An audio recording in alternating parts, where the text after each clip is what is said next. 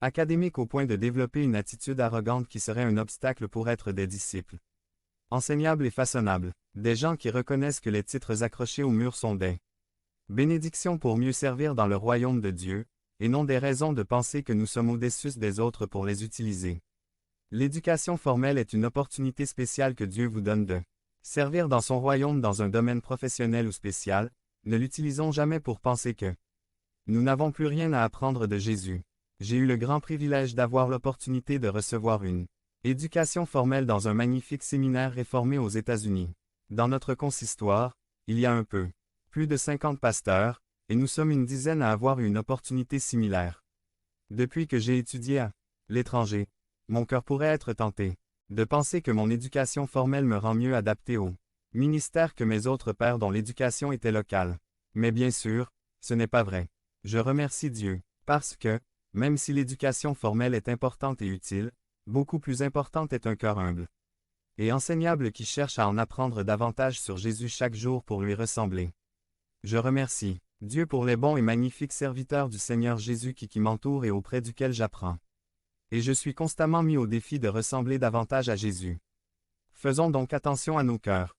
Trompeurs, remerciez Dieu pour l'éducation formelle que vous avez reçue, mais ne pensez ni ne croyez jamais que, parce que vous avez de nombreux diplômes et réalisations à votre actif, vous ne pouvez pas ou ne devez pas continuer à apprendre de la grâce du Seigneur pour la refléter pour sa gloire.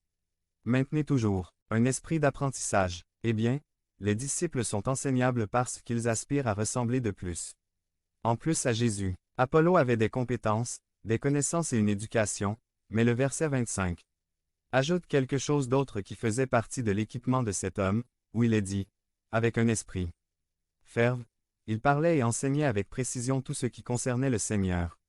Apollo avait également une grande passion pour la communication et la défense de la vérité.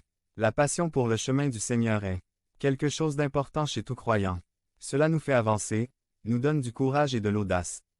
Pour faire avancer le royaume, avoir une passion pour la voix de Dieu est quelque chose qui donne de la vitalité à notre pratique de la foi.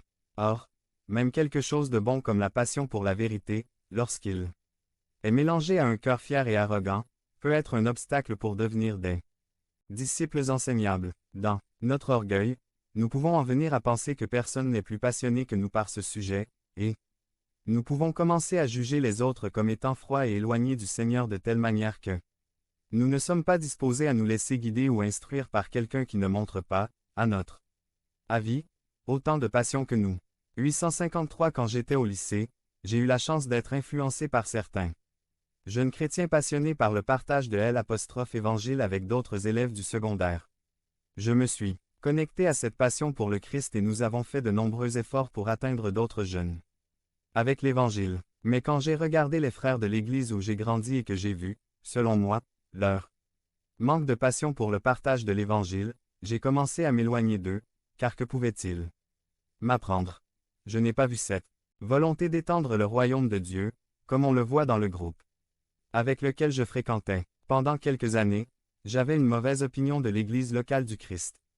Et je ne m'imaginais même pas y exercer mon ministère.